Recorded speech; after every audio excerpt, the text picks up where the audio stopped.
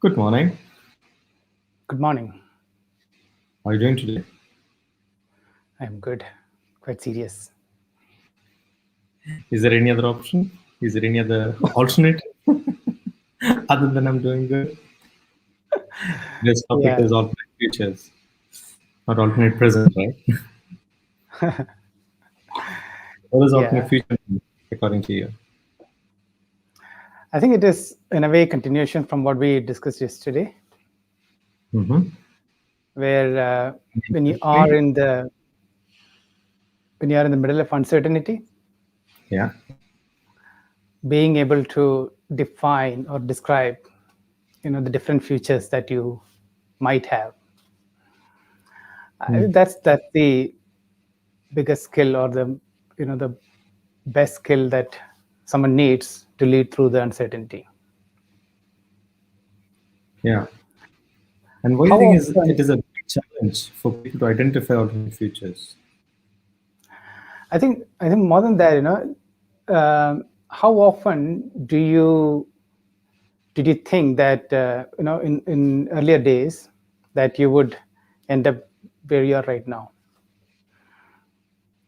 Did Myself? you Yeah. chart? Were you afraid, or were you excited, or did you consider that these things are an options for you? I didn't. You didn't, Because but because you're if I knew, open, right? I'm always open-minded, yes. But I'm not even today when people ask me, are you going to do this for the rest of your life? I say I don't know. I mean, that's Mhm. probably the first thing that we need to have for defining an alternate future. Tell me the Open-minded. story about Dharmendra. You've been telling that. Dharmender about the running.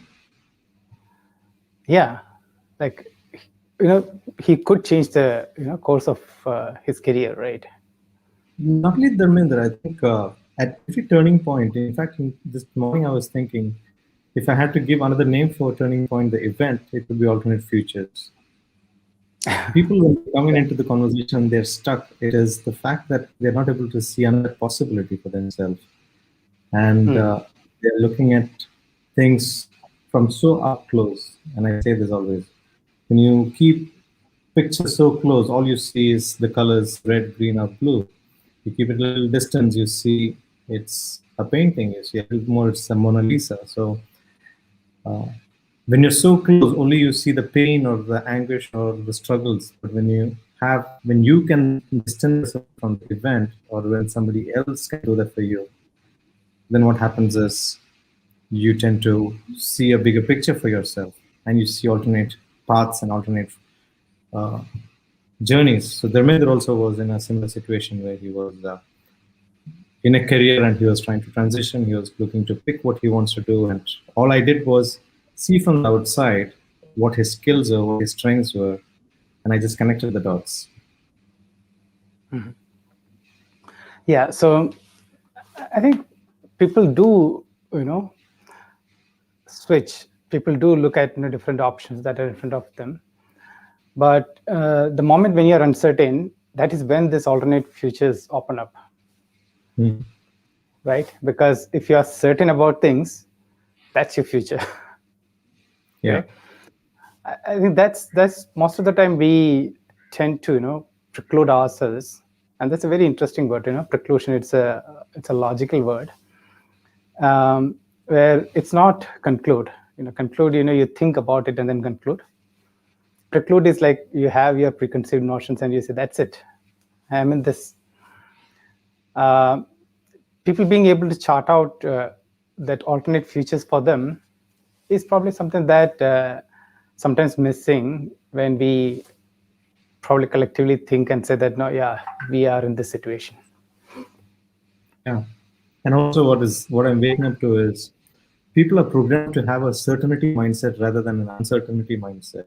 And Right. when Yeah. you're always in a certainty mindset, you program the people around you the same way. Your conversations come from that space. And therefore, if you're a parent, the way you will speak to a child will be different. When you're a boss, the way you speak to a colleague or subordinate will be different.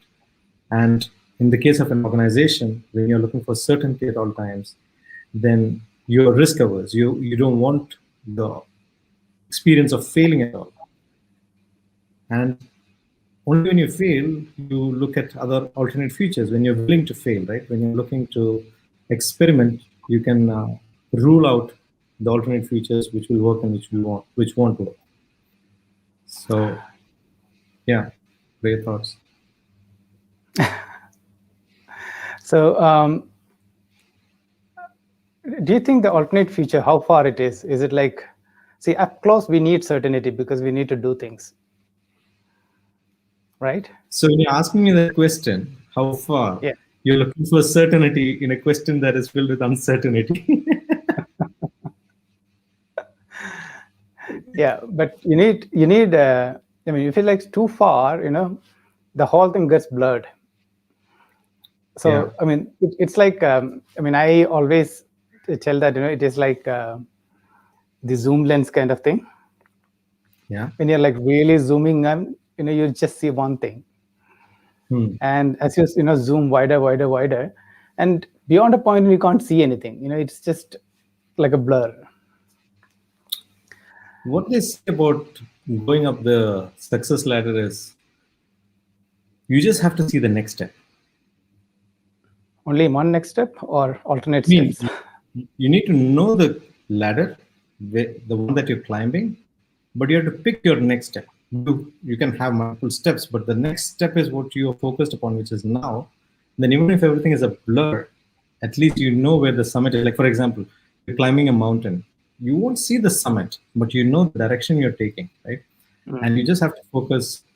When you're climbing mountains, what they say is go slowly, go one step at a time. And when you keep taking that next step, that next step, that next step, and you're not worried about the ultimate overall journey, you will get there because all you have to do is take that one next step. Yeah. Cool. So I think this is one more step. It's one more step. There's one more step towards, Awesome Bytes. Yeah. You're just closing to the end of the summit. Oh, yeah. Yes. Today's. The next step, that is clear that we have to wind up for today. But yes, till we meet again for the definite future of the next episode, let's call it a day. Yeah. Thank you. See you then.